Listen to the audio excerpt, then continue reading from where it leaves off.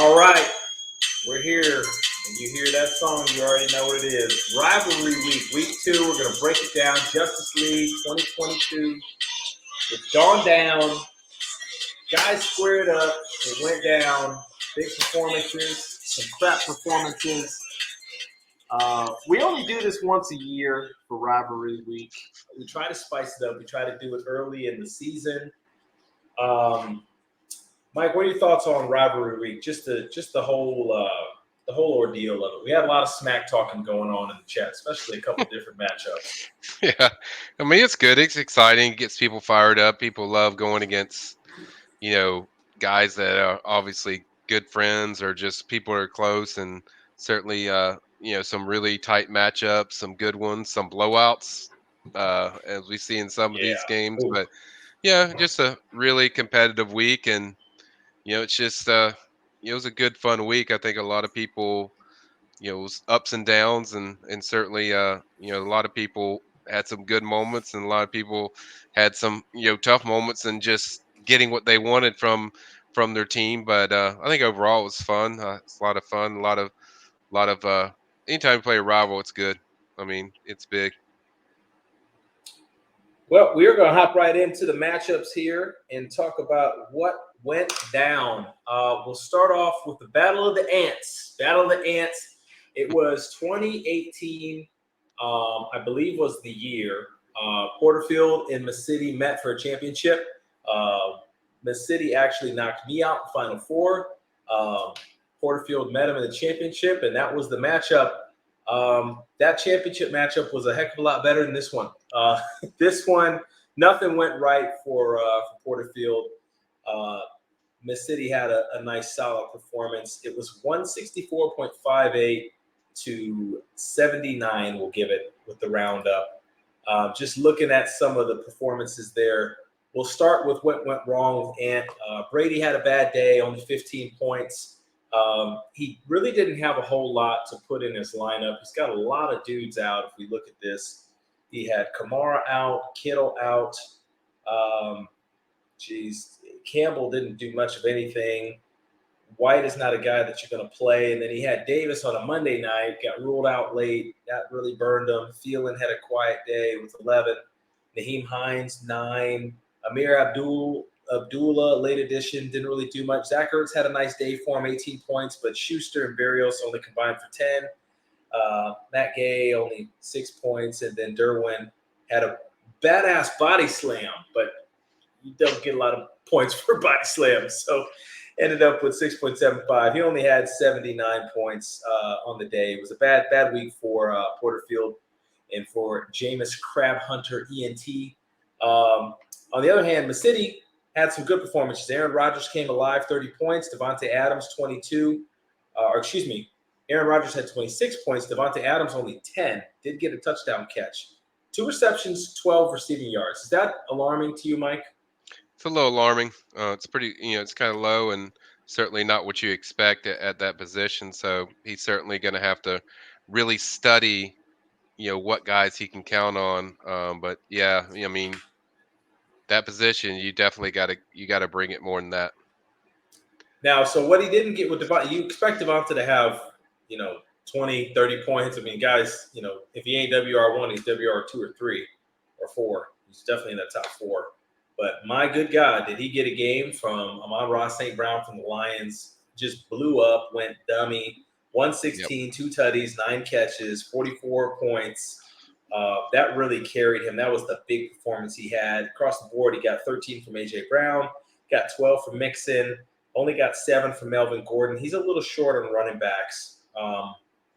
Could use another running back or two. He picked up Algier, but that was on his bench. But he did get 16 from Higbee, got 18 for Duvernay before Duvernay went out.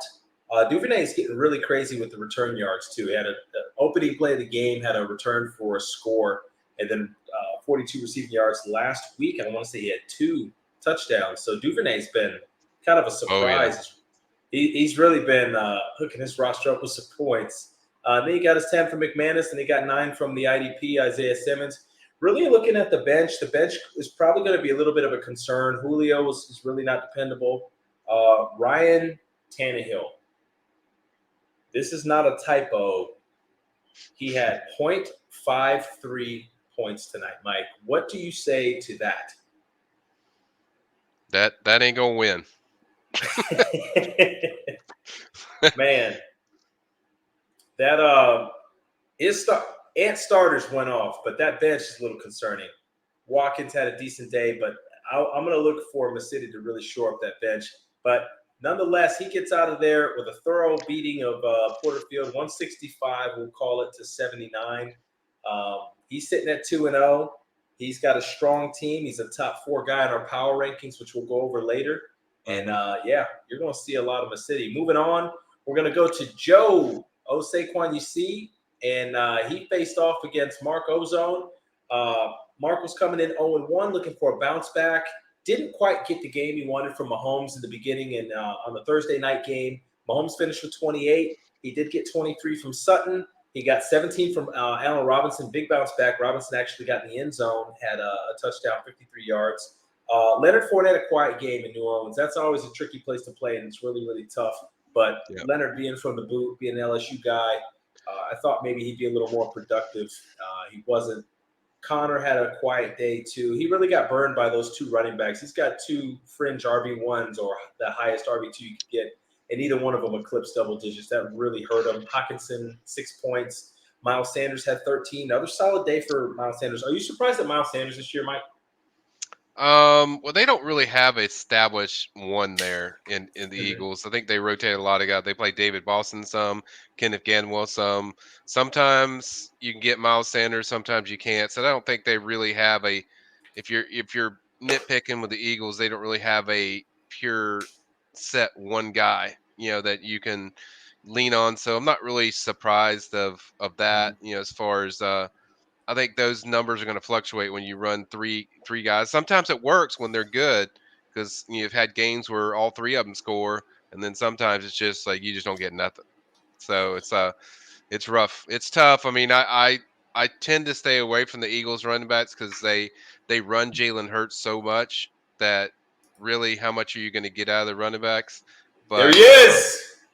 There he is. We got him fired up. My man is on like a tour. My brother's in Afghanistan on a tour with the Afghani with the Afghan Wi-Fi. But he's here now, Trey. We've only gone over one matchup. Everybody, you guys know him well. Do me and T. Trey's coming through. Yep. A little bro. What's going up, on? man? What's going on? what's going on, guys? Man. So we're going over the second matchup of the week. We went over the Battle of the Ants. Obviously, Masidi came through dominant fashion there. We're talking about Joe's matchup with Mark, the Ozone. We just went down. Ozone had kind of a lackluster performance. Really nothing would have helped him on his bench.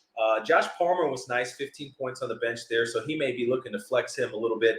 I know he's kind of fluctuating. Robert Woods there. I know he's got Hardman in there. So Mark's got to kind of find somebody that he can flex in. He's not getting the IDP right. Only got 4 points from Nick Bolton. No, he's a KC guy. Probably a lot of points to be had there on that IDP if he can go find it. On the contrary, Joe, man, what a week. Most weeks, this would have been a bag. But as we'll get into later, I mean, Joe just picked a bad week to have his record performance. Team absolutely went off. 41 points from Wentz. They went into recovery mode when Detroit was beating their ass, and they came back and made it a pretty good game. Wentz went crazy, 41 points.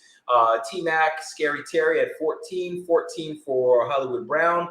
Quiet day for Barkley. Barkley had 13. Do you see Saquon having more explosive weeks or kind of falling into that mid-range where he's like a 13 to 16 kind of guy? I see more explosive weeks. I think this is kind of just a down week for Saquon. Just kind of a weird game with Carolina. Yeah, Carolina's sneaky defensive. Mike, what do you have any concerns with Saquon week to week being that dependable guy? I mean, I think it's going to be up and down because he is explosive. He's a hell of a back, but the problem is they don't get squat out of their passing game. And you know my philosophy, you got to have dudes to really highlight dudes. So to highlight him, it's going to put a lot of pressure on him. To kind of same thing with McCaffrey at times, where you're doing so much And it's like sometimes it's going to be off week. Sometimes you could have a blow up week. But with Saquon, there's putting so much pressure on you. And Daniel Jones, you don't know what you're getting from that guy, week to week. Mhm. So sometimes you're good. I mean, the receivers are terrible. They just do not get a lot of receivers. Although when he's healthy, Sterling Shepard is pretty solid. But Yeah. the problem is it's inconsistent with their passing game. So that means they put more on Saquon to make play. Now Saquon's one of the best backs in the league. I've said that for a long time. The guy is special, elite, all that stuff. But when you don't have other dudes, it's hard to really manufacture all those points. Like we saw that this week with my guy.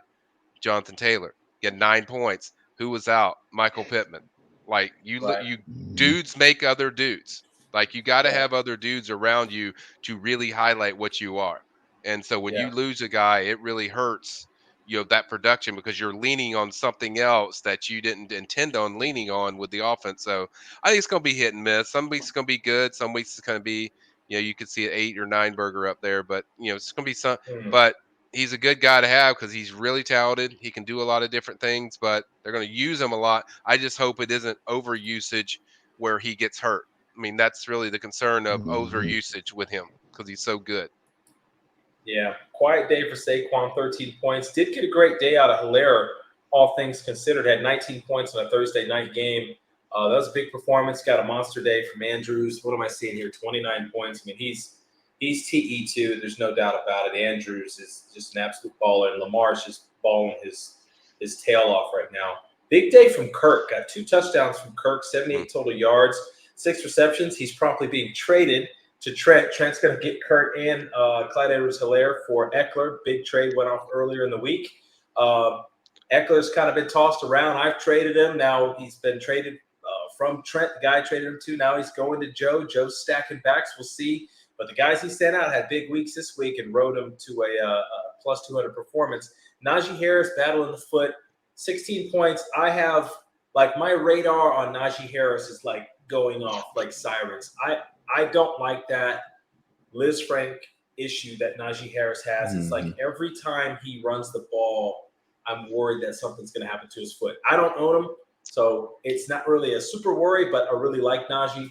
And I just think that is a precarious position to be in, to really be hinging your team on the power back there with that type of foot injury. And he's a big back, 6'2", 235-pound guy. So how worried are you guys about that foot?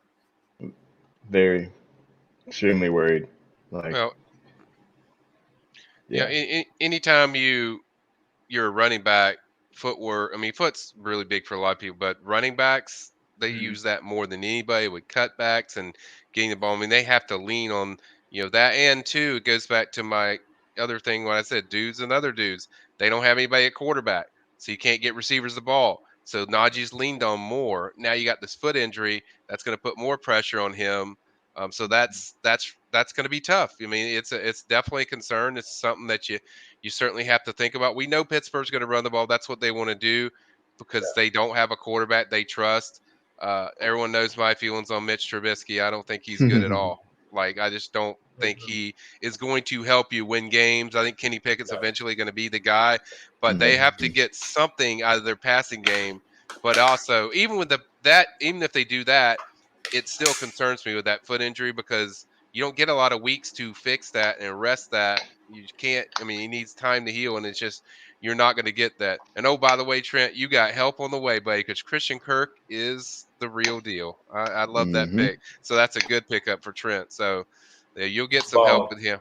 Get some help with him, but yeah, that foot thing bothers me. Is that when anytime I hear something about ankle and foot for a running back, we've seen that countless times of how it comes back to linger and eventually the guys get hurt worse. So yeah, it's not a Yeah. good thing. Yep, that'll be something to keep an eye on. Still gave him 16 points, no touchdowns. Did get 40 receiving yards, 49 rush yards.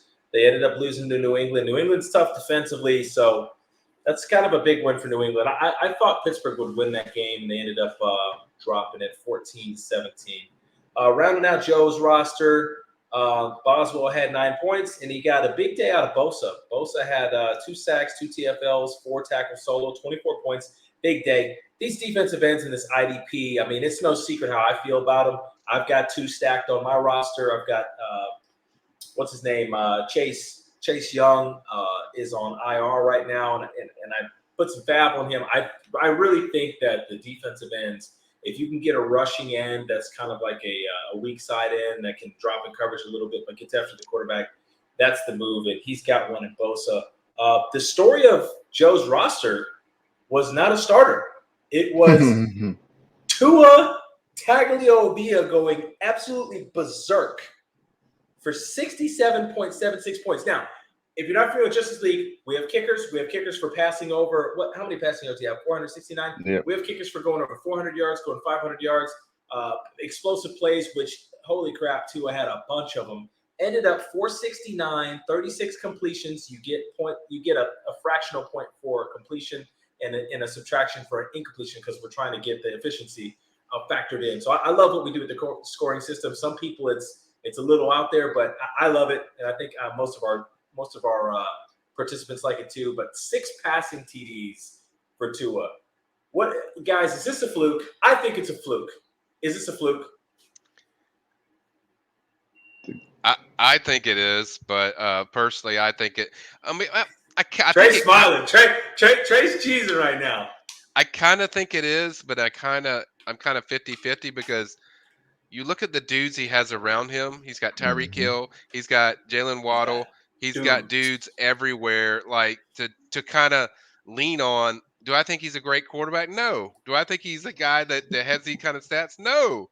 But do I think he's capable of doing this? Not saying he's going to get 67, but do I think he's going to get 40 and 50? Yeah, because he's surrounded by elite playmakers. That's why they signed Tyreek Hill, to take some pressure off Waddle. Although Baltimore couldn't stop, I think, me or Rico from scoring, it seems, at all. So, Baltimore's defense is cheeks. yeah, but I think he's going to have some big weeks like that. I don't think it's going to be a consistent thing every single week, but the dude is surrounded by players, like big time players, so he's going to put up solid numbers. And but I don't think he's a guy that you're looking at like, oh yeah, he's going to be a top fantasy quarterback every single week, because there's going to be defense he faces that, one, he doesn't get rid of the ball. We know hasn't got the strongest arm in the world, so there's going to be teams that challenge him that maybe he doesn't have good days, but I think he's going to put up some 40, 50 numbers sometimes. Well, we're going to see. Joe, phenomenal week. Big statement win. Fell short of the bag, but that's a hell of a week. Anytime you go over 2, man, you get a back pat. That was a great job managing by Joe.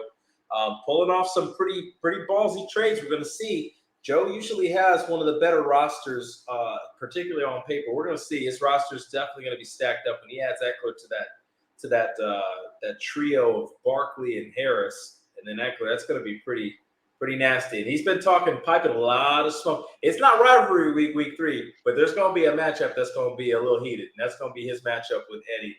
He said he's going to start Tua. No balls, you won't do it, Joe. Moving on. We're going to get to Mike. We're going to get to your matchup. This was a heavyweight fight. This was a good one. Both you and Corey missed the playoffs last year. You guys have both put in a lot of time and effort into making sure that doesn't happen this year. Both you guys got off to a 1-0 start. So this one right here was going to be a good one the whole way. Ends up going Corey's way, 163.58 to 154.76. Both rosters really played well. I'll run down Corey's. He got 28 points from Carr. He got only 13 from Chase, but that was a matchup that we were really looking forward to, because that was going to be Diggs on Chase. I mean, that was mano a mano, and they were going to force Burrow to go another way. That's why I was excited to start T. Higgins in another league, because I thought T would have a big day, and he did. But Chase got held in check. I think, Diggs got the better of that matchup. I think he only gave up a couple catches throughout the day. So he didn't get the points he wanted to get there. Deontay hit right on where he was supposed to, 16. Deontay Johnson's going to be – he's not in the penitentiary this year, but he's in the Trubisky County jail, because he's not going to be able to get off with that guy throwing the ball. He was able to get 16 points. Corey only got 10.75 from Javonte Williams. I've got Javonte Williams as about as high an RB2 as you could be, and a damn near fringe RB1. That wasn't a very good performance for Javonte. Wasn't a good performance for Denver just overall. They really struggled with Houston, ended up pulling away by 7. He got 13 points from Jeff Wilson Jr. Jeff Wilson Jr., Corey, got off the waiver wire. He's really, really good at finding value on the waiver wire, and he did it again. Got 13.8 from Jeff Wilson Jr. We'll see how long he can stay healthy. Niner backs, they're snake bit, but right now he's healthy and he's producing. Had a nice game from Waller. Waller's been up and down. They just paid him contract. He got 19 points there. Waller gave him a good performance. He's got the Waller-Carr connection, and they panned out for a TD on this one. Had a touchdown catch to Dotson. I was really hoping that it was going to be Gibson to get it, but it wasn't Gibson. It was Dotson. Dotson continues to be a great pickup. Trey, I know that's a guy that you were after. Trey, do you have something worked up to pry Jahan Dotson from Corey? I may have some conversations with Corey this week. Here's a couple pieces I'm looking at. All right. Jahan Dotson continues to be a baller, 21 points. Drake London, though, I really think had the performance for his team. Corey is an Atlanta lifer, 10 toes down, ATL ho. He is an Atlanta Hawk, Atlanta Falcon, Atlanta Brave, Atlanta everything. Maybe he can use his status in Atlanta to get a real mayor there so y'all can fix the city. But anyway, Drake London, 27 points, balled out, had his first TD. That was the big performance for him. The kicker that he didn't know the name of on draft day, yeah, that guy, he had 14 points. Maybe want to learn his name, Corey. He got one of the best kickers in the league. Did not get IDP right. Could have had a monster day. Went with Trayvon Walker. Walker had a big week last week, but he really kind of flopped this week. Only had a point. Looking at Corey's bench, he had 21 points on the bench with Jacoby Myers. Breece Hall, Trey, we got in a discussion about Breece Hall and Michael Carter. Breece Hall is starting to ball a little bit, had 14 points on the bench, got another 14 from Everett. Corey's bench just in general from top to bottom. He's also got Dobbins. Dobbins sat. His bench is small. He's only got 5 of them there, but he's got a solid bench, man. Corey had a solid bench. Didn't have to lean on it, was able to get enough points to squeak this by. Now getting into Mike's team, this is one of those situations where it pisses you off when you look at it because Herbert goes out there, gives you a gutsy performance, 35. You get 13 from Ayuk. Ayuk's going to go up now. Jimmy G, I expect Ayuk to be a 15 and up type guy because he's a pure receiver. Debo's more of a gadget guy. Debo's explosive, but Ayuk's the pure receiver out there. Ayuk gives you 13. Again, the Trubisky County Jail, Claypool just can't get off. I mean, he's got 7 points there. And the most disappointing one is Jonathan Taylor. I was at the Colts game a week ago when they played the Texans. Taylor was unstoppable, went crazy. This game, he only gave you 8 points. Dylan, another disappointment on Sunday night. They really got Aaron Jones going, so Dylan finished below his average of what he's projected to get. He finished with 9. Knox got 9. Pollard had a nice day. Pollard really flashed. It's going to be interesting to see in Dallas with what Pollard's going to do with Zeke Elliott. He had 23 points. Jamie Robinson had another good day, 18 points. Tucker gave you 10. Parsons continues to be, one of the top defensive players in the league, just going crazy. Leads the league in sacks. The guy's just a freaking monster, 24 points. But when I look at this, you don't like to do the what if, but it's like I know you were probably close between Claypool and Corey Davis, and it's like if Corey Davis gets slotted in there, this is a win. I mean, it's that close. I mean, Corey Davis ends up going 19. Flacco caught him on a big play in the fourth quarter.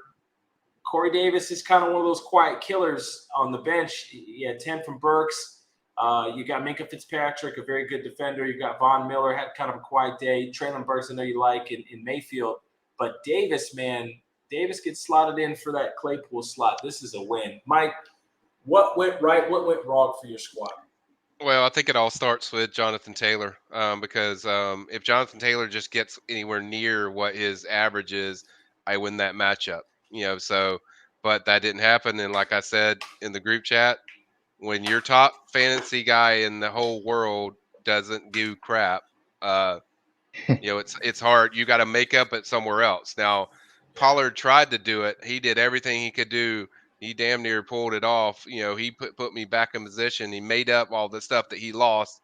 But and then Corey Davis, a lot of that stuff was late in the game that he got, but the points are the points. But yeah, I mean it's tough, but I mean that's what you're dealing with. You're managing certain guys, and what you feel that could go in there. It felt like Claypool, he gets a lot of burn as far as running end arounds. Even though he is severely handcuffed with the quarterback guy, but I felt like maybe he could get a touchdown and squeeze one in there, and if he does that, we're not really talking about all this bad stuff. But I think it really starts with Jonathan Taylor. If he just does what he normally does, I feel pretty good that I would win. But I also was fortunate that Chase didn't go off like he usually does. So Right. at the same time, so you could play devil's advocate both ways, but tough Yeah, that's matchup. fair. Corey's team's really good. My team I feel is really good. I feel really good about my team. It's very balanced. As people can see in my lineup, there's a lot of guys on the bench that I feel like I can count on, I can lean on, that I can certainly put in there that can put up points. Obviously, I'm loving what James Robinson's doing, Jamie Robinson. So it's a really good team. I feel really good about team. Just, I mean, losing sucks. Trey can sympathize with that. Losing just Yeah. sucks. It sucks even worse when you're in a matchup that is one player can just teeter it towards you. So but same time, we're going to go by this week by week. People are going to have suffering. People are going to have disappointments, but Yeah. you just got to figure it out. The best, the lineup's going to look you the best, but I'm still good. I mean, I played 2 straight weeks and I'm averaging 155. So I want to be higher, but that's a good start when you're averaging around that mark. So if you're averaging around that mark, most times you're going to win. So you gotta get back to work and get back to the drawing board and get it going. And certainly you got every matchup's going to be tough, so you got to be ready and just get these guys locked in. Yeah, I thought it was a very good matchup. You guys are going back and forth. It was close all the way through. Came down to Monday night.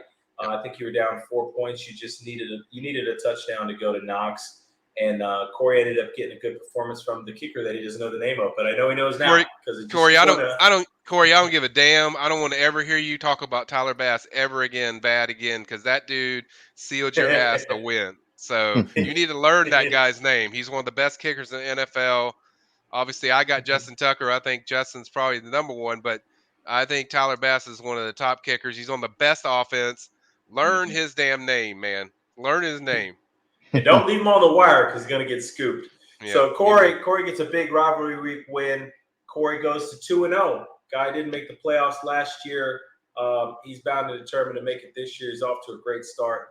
Mike falls to 1-1, also off to a pretty good start. That was a very admirable matchup. Moving on to Mario in prime time. Now, Mario's team balled out, put up 169.49.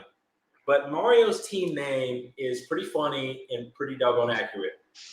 Going back to last year, I think 3 or 4 people bagged on Mario. And it's like his team comes out and does his job, but he just plays against the juggernaut of whatever juggernaut of the week just seems to be the team that Mario plays. Happened to get to him. His team balls out 169.49 points, but he gets bagged on by prime time. Marcus goes bananas. 224.23. That may be second in Justice League history. I want to say I saw a 227 prior when we had a super flex. I want to say I seen 227. I'd have to go back in the annals of history to check. But what a week by Marcus. Let's run down Mario's team to start off. Kirk Cousins, you're playing like a Spartan. 16 points, whole bunch of picks. I threw that in for Trey. 16 points, threw a lot of picks. He really disappointed on a Monday night. A lot of people were watching. Kirk Cousins has these games where he does this interception like montage, and then he'll turn around and have a 45 burger. I mean, he's just all over the place. You never know what the hell you're going to get with Kirk Cousins. Today was bad Kirk. He said the same thing with James Winston. They kind of fall in the same category.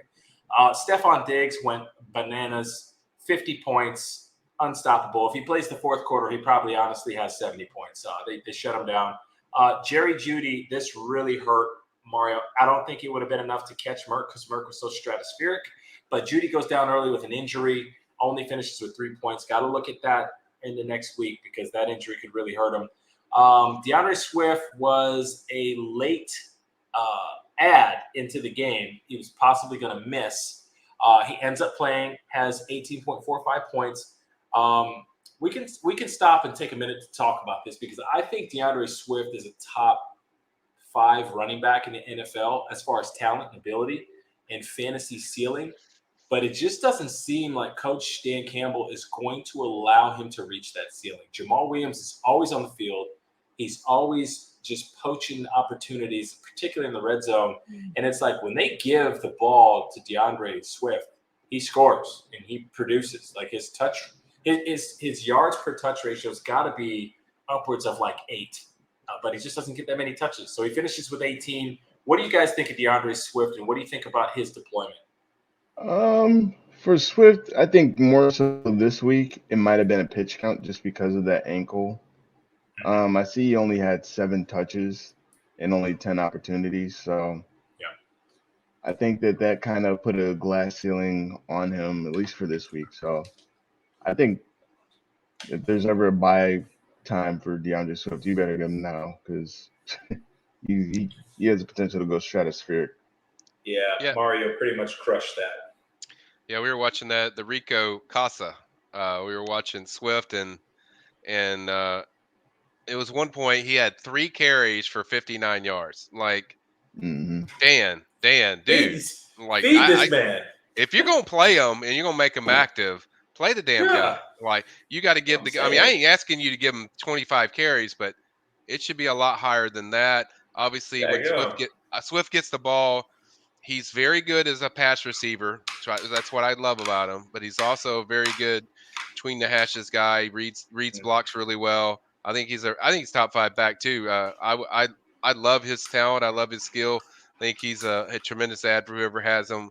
When you have him on your team, I mean, he is phenomenal. But Dan, I know you ain't watching this, but Dan, you got to give that guy the rock. Never know, man. We might get Coach Campbell. We might get Coach Campbell's attention. We might get him subscribed to the channel. We might get Coach Campbell to subscribe. Well, if you're watching, you got to give him more. He needs more. He's too good. He's a Georgia back. There you go, Corey. There's a shout out for your Georgia dog. He is a baller. He is a baller. He needs more. Yeah. That guy is too good of a talent not to get the ball. Jamal's good too. He's a talented backup, but Jamal is the feature guy. You need to feature him a little bit more than that. Yep. And then moving on to David Montgomery, who's an Iowa State back, but a damn good one. Ran his butt off in Green Bay. He didn't get in the end zone. Had a $122 on the ground. Finished 17 points. Gesicki got in the end zone. No, they talked about scaling back Gesicki's usage. That's probably more of a result of that game just going, monkey crap at the end of the fourth quarter. I mean, just a crazy comeback. He ended up with 15. Jacobs 10. Duron Carter had 12 on the Thursday night game, probably as a result of Trey's guy being out, Keenan Allen, so he got a little more burn, but he produced. Evan McPherson, really quality kicker for Cincinnati. That was a low-scoring game for Cincinnati. Dallas defense really balled on them and shut them down. Evan McPherson finished with 14. Bobby Wagner finished with 14. Looking at his bench, biggest bench performance he had was Trevor Lawrence at 30 points. Big game for him. They made a statement against the Colts. So overall, good performance from Mario, man. Just quality that beats a lot of people, but it did beat Merck because Merck got 35 from Kyler Murray. But that game just went monkey crap in the final bit. Cooper Kupp. I mean, what else do you say about Cooper Kupp? He's not a every week 20. He's an every week 30 something. Like that's what he does. 36 from Cooper Kupp, just ridiculous. 11 catches, 2 TDs, 108. The synergy between him and Stafford. I mean, Cooper Kupp doesn't wow you because he's probably not running like 4.3, although he's pretty doggone fast. But, man, Cooper Kupp is so consistent in the connection and just the target share and opportunity share that he has in that offense. It's elite. And Cooper Kupp, 36 points again. And he wasn't even the best receiver. Tyreek Hill goes just bananas. He goes full cheetah mode in a new uniform. People were wondering, was he still going to be the guy? Was he still going to be productive with no Mahomes? Yeah, he is. Merck goes out there, pulls the string on the draft pick. He wants to get him some Tyreek Hill, and boy, is it paying off. He just won some money this week. 52 points for Tyreek Hill, $190 receiving, 11 catches, 2 receiving TDs, and there was another Miami receiver who had 50 points, and Waddle, not on his team, but holy crap. This Dolphins offense is maybe the most fantasy relevant offense in the league now. Like, they have two just dynamic receivers. Tyreek Hill goes bananas. Zeke Elliott, this is a problem. Mike, how loud are the sirens blaring on Zeke Elliott? 6.65 points. It's alarming to a certain extent, but when you have, I think there's going to be some weeks where Pollard does this, and there's going to be some weeks that Zeke does this. I think now with what they have currently, it highlights Pollard more because they're going to dump more. They're going to throw more Right. dumps. They're going to do in between passes to get Pollard in dumping. space, and running somebody between the tackles. A lot of teams are focused on Zeke, so it you don't have that threat of Dak running. Certainly, Cooper Rush is not going to be confused with Lamar Jackson. So, you're going to be a lot of dumping, and so until Dak gets back, I think Pollard's going to be the guy. So if you got Zeke, you might want to kind of consider that because that's kind of what Dallas is certainly going to run. Now, obviously, that was a big win. I'm excited about that. Certainly at last minute, but the Zeke issues as far as fantasy, yeah, it's going to be there. And the biggest shocker was, Pollard reeled off a 45-yard run, and then they didn't put Zeke back in to run the 1-yard touchdown run. They left Pollard in, which I think obviously I loved it because that's my player, but two, it's kind of surprising because that's usually Zeke's place. You get inside the 10, Right. they give Zeke the ball. So yeah, there's some things that certainly you gotta really start studying of how much uses that Zeke's going to get. Yeah, and so rounding him out, he got 11 points from Kareem Hunt. Nick Chubb went bananas, and they didn't do the poaching that they normally do to Chubb, which sucked because I was going against Chubb, which kind of pissed me off because they always poach him, except they magically didn't do it on this day. So Kareem only gets 11 points. David Njoku gets 8 points. A big day from Amari Cooper. Had 101, 9 catches, a tutty. Got a pretty big day from Devonta Smith. Devonta Smith bageled him, donutted him last week, and he got 18 points from Devonta Smith. Jalen Hurts is going to have to spread it around. He did this week. Got 5 points from Young Hoku. That is really alarming because Young Hoku is like an instant 12 points every week. Only got 5 from him this week, but, man, he's got a monster linebacker in Devin White who had a huge performance, had a sack, a forced fumble, a pass defended. Devin White gave him 25.5 points. Looking at his bench, Merck's bench is pretty weak. I'll just cut straight to the chase. His bench is pretty weak, and he's going to need to stay healthy. If he stays healthy, this probably won't be the last 200-point performance, but his bench is pretty weak. Nothing really to note there on the bench. Backup quarterback is Daniel Jones. He's going to start Kyler Murray every week but the bye week, provided Kyler stays healthy. But overall, just an awesome week. One of the more memorable weeks from any fantasy team in Justice League history. That's a top 5 performance all time throughout the 7 years. 224. Congrats, Merck. You got the bag and you got the rivalry win. That's $100. Our league buy-in's $150. Merck's 2/3 of the way there already. So congrats to Merck. Big day. He is the champion for week 2. Man, must feel good right now to be him. He's going to be supersizing everything at the Wendy's line for lunch this week. Moving on. We've got our man Trent battling my man Willie. Willie comes out 134.53 to 75.23. Womp, womp, womp. Yeah, I think Trent's team is, he should steal my team name from last year, the Womp Womps.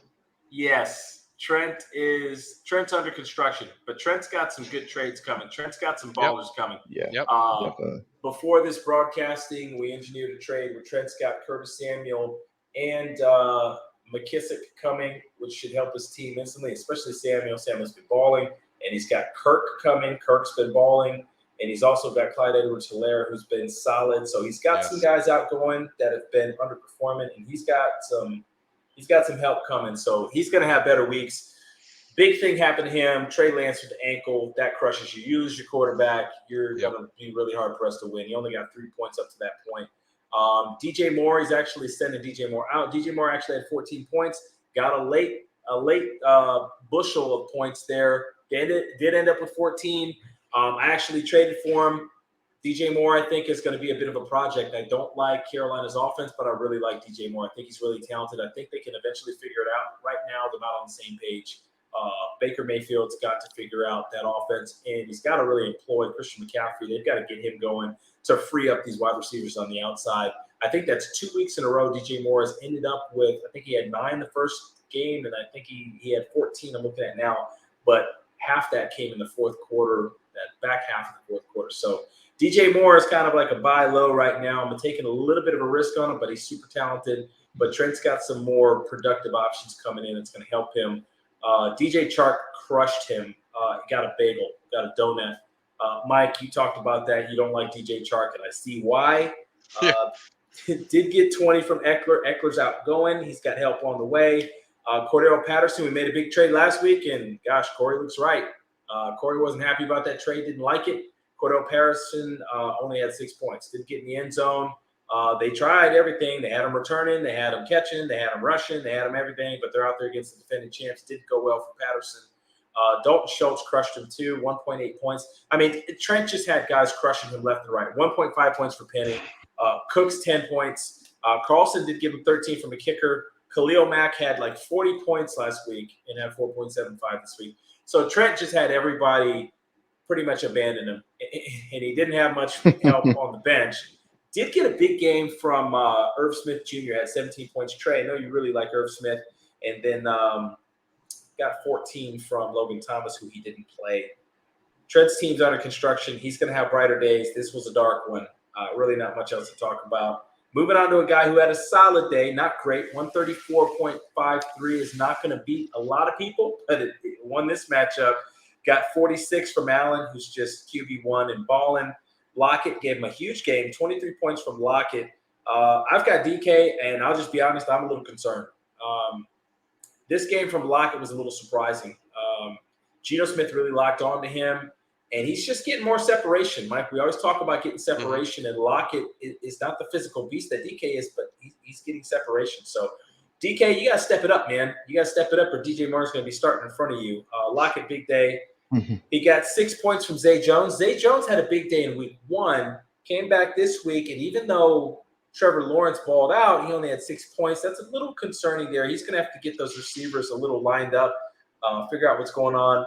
Circle or sound off the alarms on Dalvin Cook. 9 points.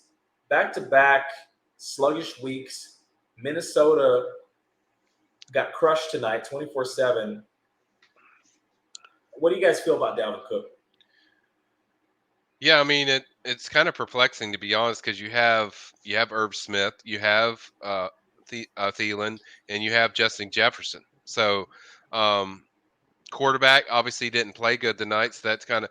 But it does surprise me they're not doing more checkdowns to Dalvin just to get him rolling with some pass and receiving, and just he can't get it going. Maybe their offensive line is an issue that we didn't plan for this year. Maybe it's not that good, and that's really where he's struggling. But yeah, 2 straight weeks. I'm not going to sit there and sound the alarm yet because I've seen Dalvin do this, but it's a concern. I mean, it's something you certainly have to monitor because he's surrounded by dudes. So he should be able to, at the very least, get some passes as far as receiving and throwing.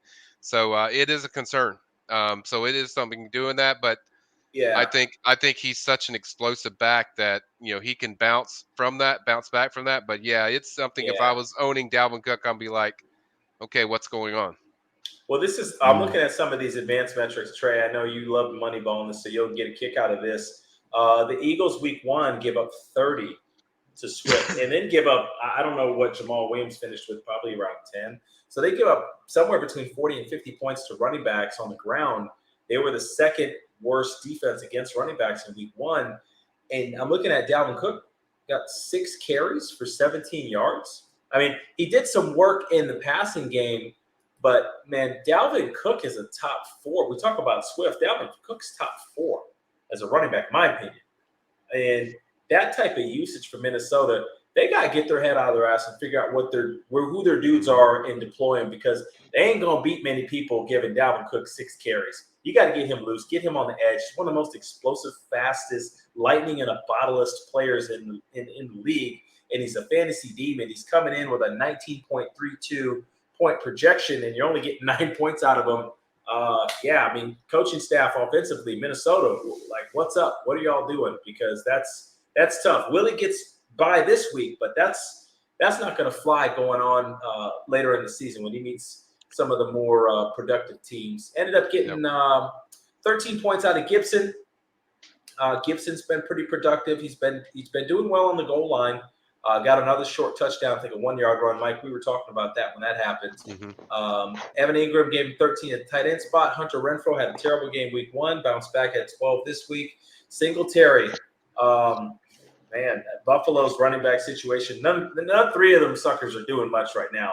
I just think that's going to shake out later in the season when Buffalo gets some injuries, maybe at the wide receiver position. It gets a little colder. They got to bang and run the ball a little more, but Buffalo's just going to pass the hell out of the ball. One of them backs has to step up and do something.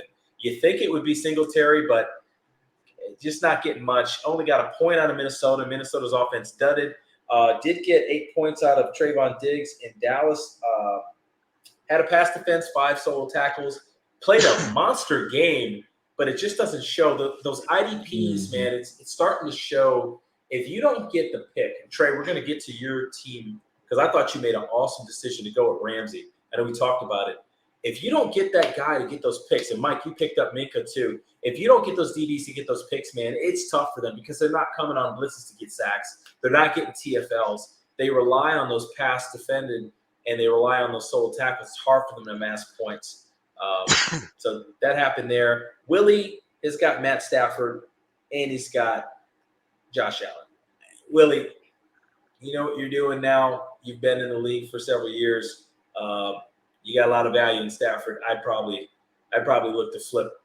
Somebody might need a quarterback.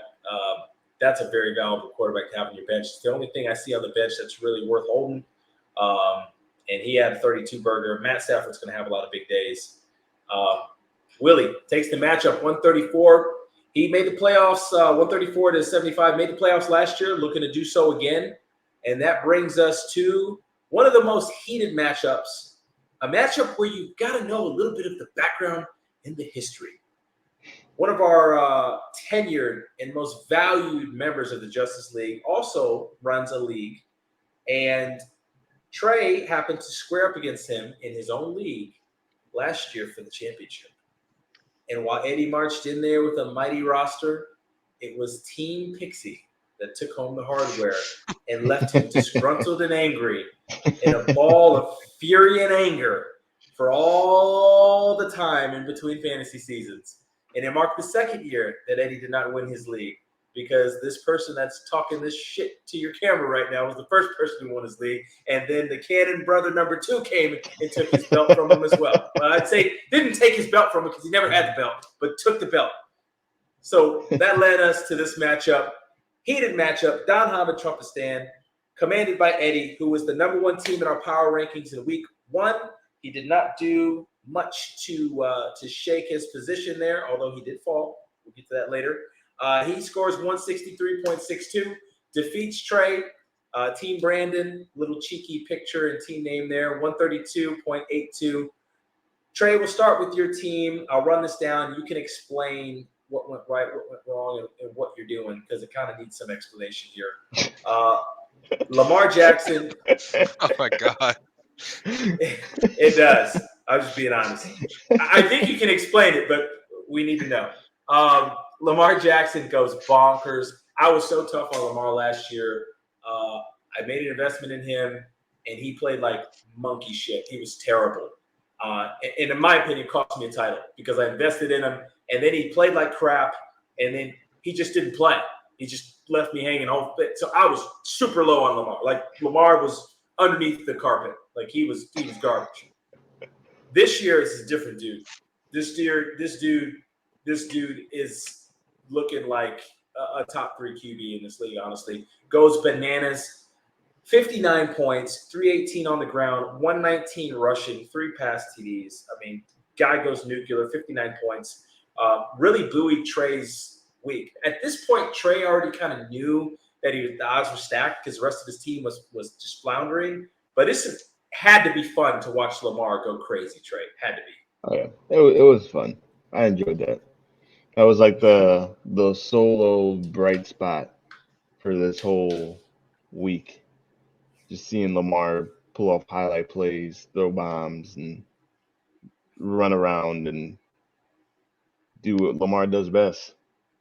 Yeah, he did a lot of it. Now, to be fair, Trey's got, I mean, he's just a mash unit. Already week 2. Trey, I don't know what it is. Mike and I talk about this. I don't know what it is, but you just like hurt bitches. Like you love it. Like it's like you go to the emergency room and you're like, give me everybody who's got a leg break, who's got like a, like you go to the cath lab, whoever's got just heart problems, that's who you want.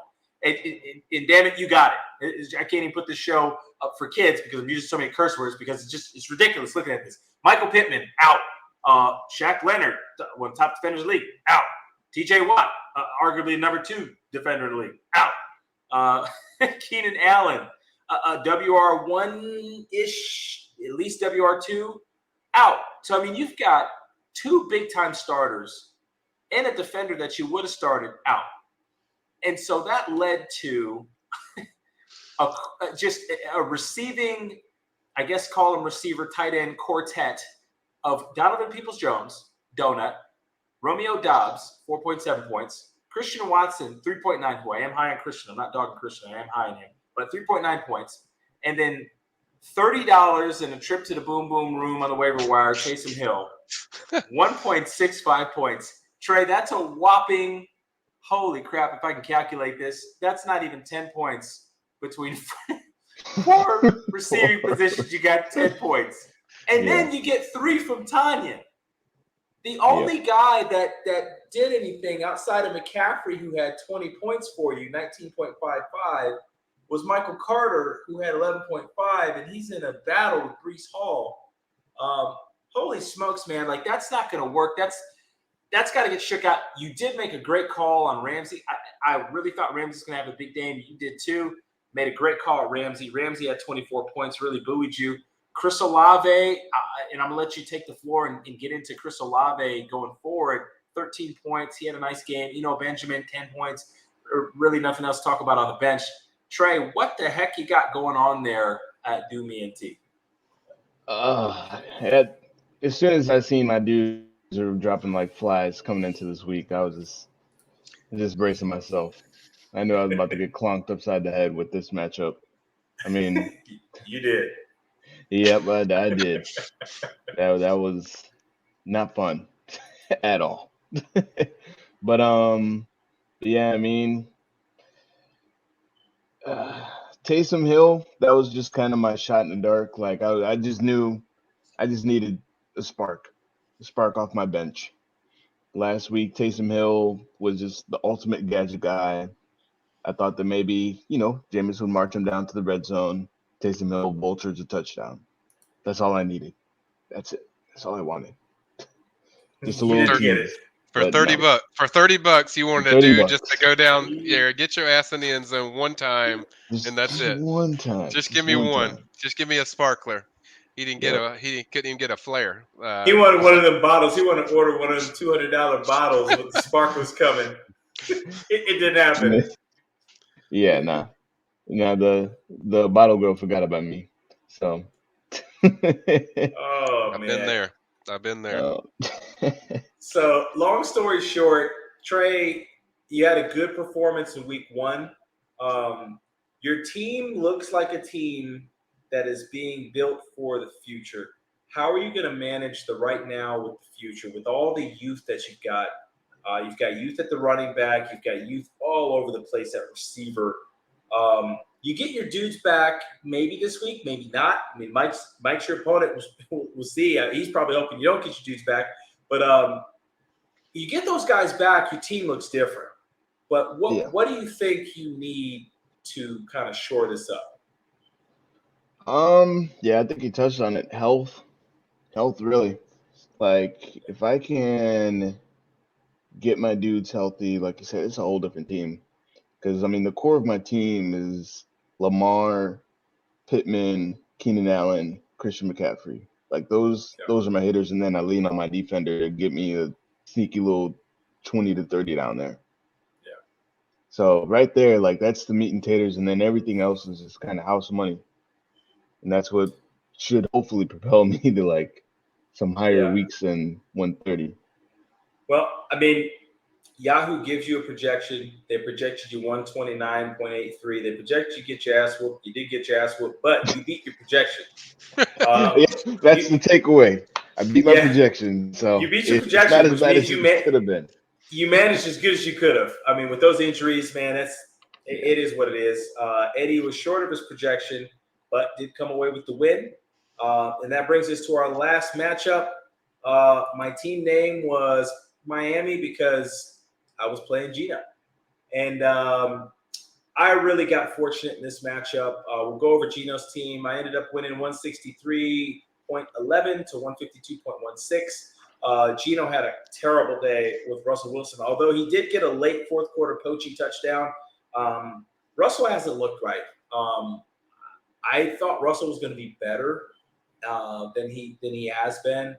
It's going to have to see if he's picking it up. I mean, he was scheduled 33 points. He got less than 15. That's kind of alarming against the Texans. The Texans have a sneaky defense. Lovey coaches defense really, really well. He always has.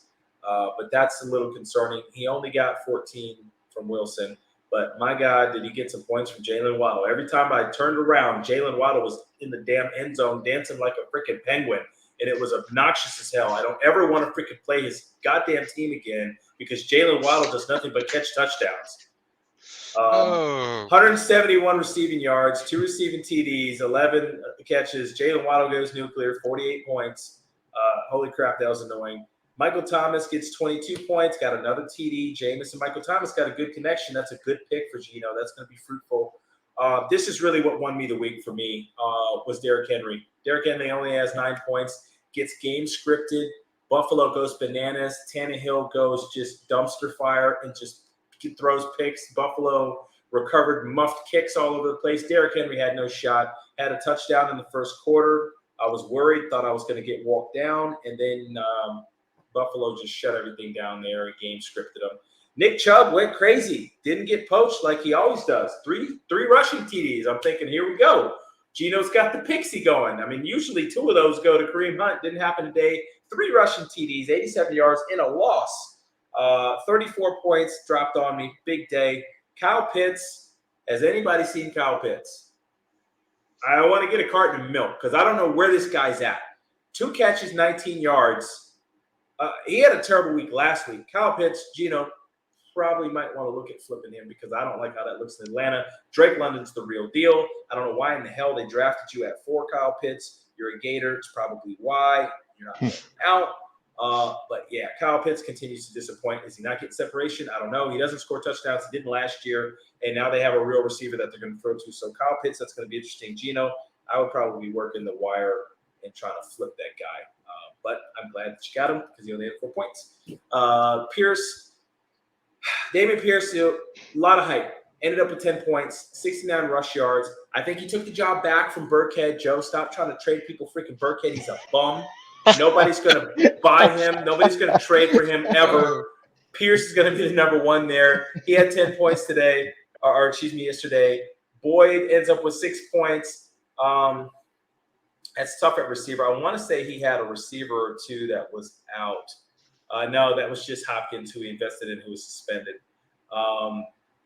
Only got a point from Prater. That's tough. Arizona's kicker should kick more than that, although Prater has some sneaky, terrible weeks. And then Kingsbury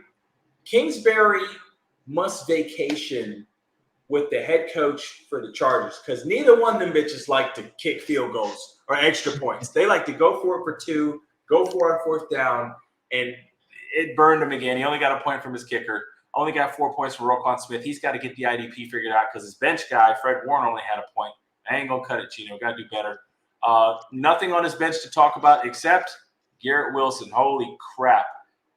Garrett Wilson looks like the real deal. He came from Ohio State. At that position, if you come from Ohio State, you're pretty much ridiculous. Garrett Wilson is ridiculous.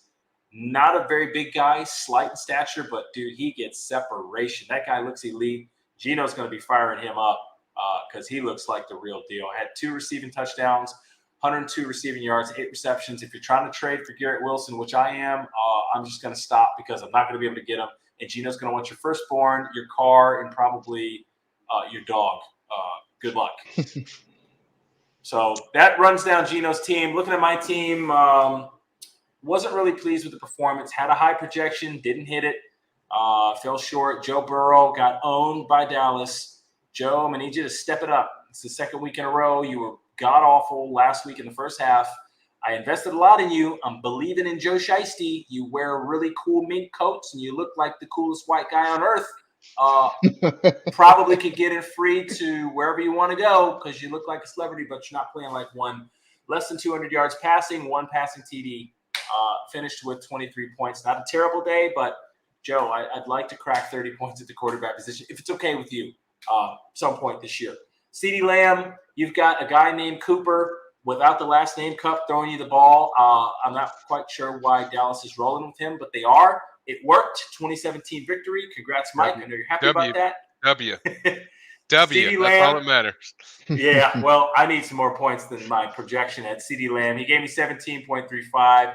Debo gives me 17. Debo, you're going to be going up because you got Jimmy G there now. Just please stay healthy. Don't get banged up like you like to do.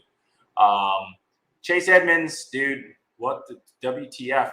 5.6 points? What, like, that was a barn-burning comeback, like, third down back mode. You should have been eaten, but I guess there was no food left on the plate because the Waddle Duck Penguin, whatever the hell he is, was eaten. And Tyreek Hill, the cheetah, they left nothing for you. 6 points. Starving. That crushed me. I thought I was going to lose because of that. He did. Yeah, I was going to say, man, Gino, if you would have heard the shit I was hearing all day long on Sunday before I was getting on a plane, he's like, yeah. They ran Chubb 3 straight times. Who runs a player 3 straight times at the goal line? Not many. Whoever's playing me. Yeah, so I had to listen to it all, Gino. You would have think he was down by 80. It felt like it. Gino was kicking my ass all day. It was to the point I was about to send him $25 at like 6 p.m. on Sunday. Just true story. True story here, guys. I was checking in from the Houston airport. I checked in. Waddle just scored a touchdown when I first checked in. I got into the damn check-in and got sat down to where my plane was boarding. I turned on TV and Waddle just scored again. Like, damn! He just scored like 2 minutes and I'm in 2 different places. Like, yeah, there was some John Madden bullshit going on. Waddle just kept scoring. Edmonds did not score. Edmonds did nothing. 5.6 points. Well, I guess a little. He had 33 rush yards and he had an 8-yard catch. Hey, Miami, like, you paid the guy. You said he's the starter. I went 0 running back strategy and had to flip and trade and do a bunch of crap to try to get running backs because you freaking lied to me. Chase Edmonds, I'm really concerned. They lied to him personally. Lied to him personally. This is somebody that's This is somebody that's 2-0, by the way, guys. He's 2-0. Right. Well, I don't feel like it. When I got a starting running back give me 5.6 points in a PPR league, and he's a PPR back. Alarm sound, and Chase Edmonds, your ass cheeks are going to be getting splinters on my bench. Luckily, Aaron Jones comes and bails you out. I find Aaron Jones has crushed me for like the last 4 years, and I've never had him on my team. Finally get a big performance, Aaron Jones. Feel vindicated. He saved my bacon, 35 points. Needed that. Travis Kelce, you were this close to having a really big week. You pissed me off, so I traded you because that's what I do. 11.6 points. I'm trading him to Porterfield. Porterfield's a former tight end with us at Florida State. He loves tight end. It was only right. So, treat him better than you treated me in week 2. Mike Williams, you look like you were going to really have a big day. And then Justin Herbert was like, nah, we'll chill out. You had 27 points in like the first quarter, and then you finished with 27 points. That was a really good week, but I felt like it was going to be a phenomenal week, and it didn't end up being a phenomenal week. It ended up being a really good week. Listen to this dude, Trey. This dude's bitching over a 2-0 record. Like, hey, how many points did you? How many points did you score, Rico? A measly 163. Oh, well. Unacceptable. You know why it's unacceptable? Because I freaking would have lost to Corey this week. I would have lost to Corey. That would have been bad. I would have lost to Corey. God. I don't think you would have. You doubled Trey's numbers. How's the Trey feel? Like, doubled his number. Well, Corey beat me this week. And I was talking crap to Corey, and Corey beat me this week because these assholes didn't do what they were supposed to do. Moving on. DK Metcalf. I'm gonna put Lord. you on a milk carton too, DK. You got to get some separation, dude. You need to get some Tom Brady and Giselle going on because you got DBs hanging on you like an ornament. Only got 8.5 points out of him. My alarms are sounding on DK Metcalf. He is such a freak athlete. He's so awesome. I'm a fan of him just because I can't imagine what it'd be like to guard this dude. But, yeah, I only got 9 points. It's second quiet week. He had 9 points last week, dropped a fumble. DK, man, we got to talk. You're about to have some splinters in your ass, too, on the bench. Find somewhere to start over you. Paint your hair again, DK. Do it another way just to change it up. Come on, painted hair, got light blue and pink binkies in your mouth. Like let's catch some passes. Let's do that. Justin Hopkins, you will not be my freaking kicker. I love you. You're my bro, my homie from FSU. But your goddamn coach won't kick field goals, and it's pissing me off. I gotta drop you. You gave me 6 points. You should be giving me 16 with that offense, but I can't get field goal opportunities. And Myles Garrett gave me 11.5, gave me a sack. Last week, he gave me a monster week. I'm not mad at you. Still one of the premier defensive ends. Looking at my bench, Curtis Samuel, you balled out. You're going to find a new home. So are you. Damian Harris, you're going to find a new home. McKissick, I picked you up off the waiver wire, but you've been productive 2 weeks in a row. You're going to find a new home. Who else is going to find a new home? George Pickens, you're going to find a new home. The only one that I'm keeping is Gainwell and his whopping everybody. 3 points. Listen, it's a revolving door. Don't pack your bags. Unpack your bags. Gainwell with his whopping 3 points is the only one that's going to stay. So Gainwell, you're only staying because you got to stay right now. You need to do something. Don't buy a house on Rico. Don't buy a house on Rico's team. Don't buy a house on Rico's team. You better be renting because you ain't staying long. Yeah. So all in all, I get the win over Gino. It feels good to beat Gino, but pissed off because I would have lost to Corey. So things need to change. Let's go into week 3, do a quick preview, look what we got. I'm going to have my work cut out with Ant Bomb Squad. That's going to be tough. Really juicy matchup between Eddie and Joe. Can't wait to see it. Joe is too chicken shit to start Tua. He's going to talk, but he's not going to start him. That's my prediction. Willie and Corey are going to battle. This was a good one last year. Interested to see how this one plays out. Willie's sneaky good. Corey's having a great year so far. We'll see if he can keep it rolling. Corey gets to 3-0. Corey's going to start talking, start piping up a little bit. Oh, he's already talking. He's already talking. I'm not losing to Corey this week. I love Corey.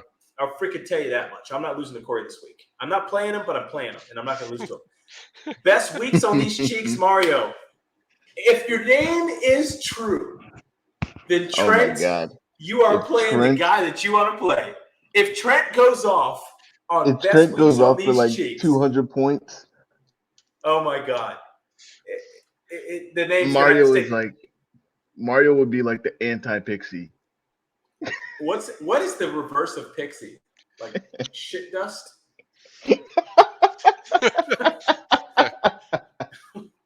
Sealing dust. Soot. He'll be soot. He'll be soot and ash. Yeah. He'll be soot. Yep. Oh my God. He'll be ass salt. All right. Moving on. We're just getting ridiculous now as we get late into this broadcast. This is not for children. All right. So looking at this matchup here, we got Gino. You're 0-2. Miami sucks. They don't really suck, but they're just not as good as Florida State or Texas A&M. It's actually Texas A&M should have blown them out, but whatever. Oh Lord. You're 0-2. Your name's 4th and 14 because you're owned by a man named Jordan Travis, who's only healthy for like your game, and he's hurt for every other game. You're playing primetime, 2-0. The guy that just bagged, you got your work cut out. You go 0-3. It's going to be tough. Merck's looking to go 3-0. Man, Merck is one of the surprise teams. We had a conversation about him really stepping it up. He stepped it up, and his receivers are freaking scary. Every week is Halloween. Like freaking Jason Voorhees, Freddy Krueger, and whatever else is scary, just chopping at your face.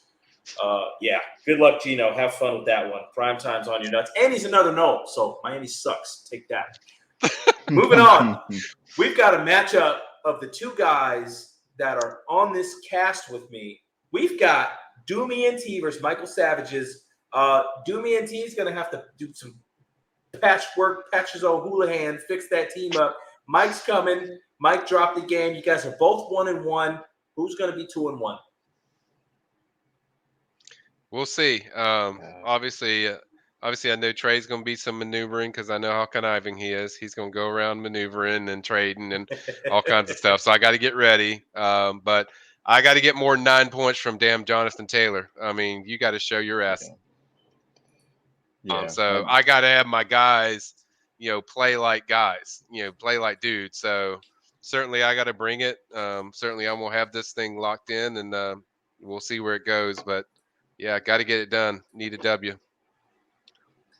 Yeah, I just need, if I can turn some of these O's off and just get my guys healthy. Got O's like Cheerios. It's like Literally. Yeah, that'll be my team name if these guys are. Trey, I feel you still last year. banged I up. know exactly what that's like. Trust me. Oh man. Just red everywhere. Yeah. Yeah, but the last matchup is going to be Jameis Crab Hunter going against Ozone. Battle of two 0-2 teams. You don't want to be 0-3. These guys really going to need a win coming into this week. So we'll see what goes on. That's going to break us to our power ranking. Our power ranking, we had a little bit of shift going on. Trey, last week I had you in top 3. You ain't top 3 this week after what happened. You fell a little bit or a lot of bit. Number 1 team in the league, I've got Merck Prime. It's a phenomenal performance, downright scary freaking performance. I got him number 1. Eddie falls to number 2, had another solid performance. Didn't do anything wrong, but Merck beat him out.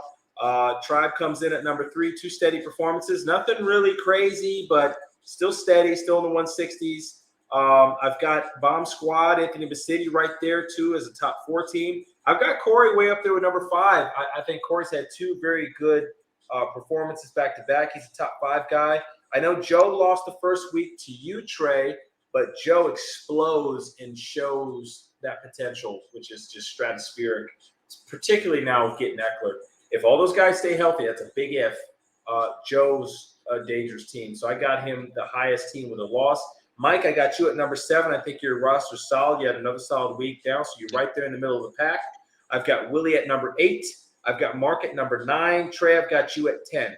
The reason I've got you at 10 is because there's just got to be some production from the youth. I see what you're doing. I like some of those young guys, but some of those guys got to step out.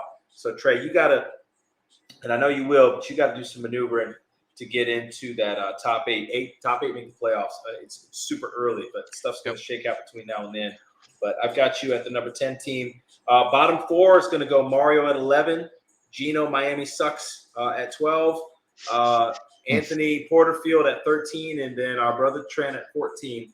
That bottom 4, they're going to have to pick it up. All of those guys are 0-2, and they're going to need to get a win this week. That is our Justice League Week 2, leading into Week 3, power poll, power ranking. Guys, it's been a pleasure as always. This season is extremely fun so far. I love what I'm seeing.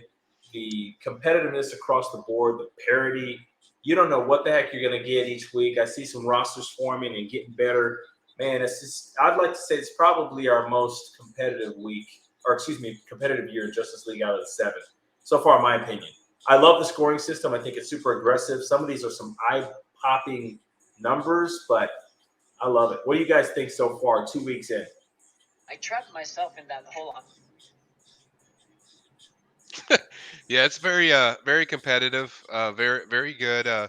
Obviously, we really saw some big numbers this week with the 200s. Several guys getting 200s, so I think it's only getting better. I think it's going to pick up.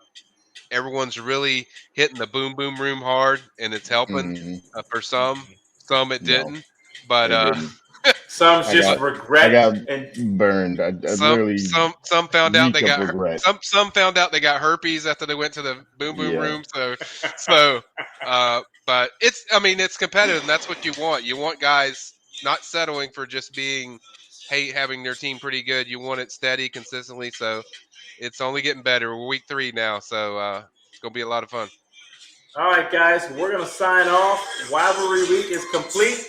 Week 3, separation. You two are going at it. We're going to see who's going to be 2-1, Yep. who's going to be 1-2. Big waiver wire tomorrow. I don't think there's going to be as much activity, but there's going to be some. Guys signing off. It's always great. Justice League 2022. You guys stay blessed. Peace.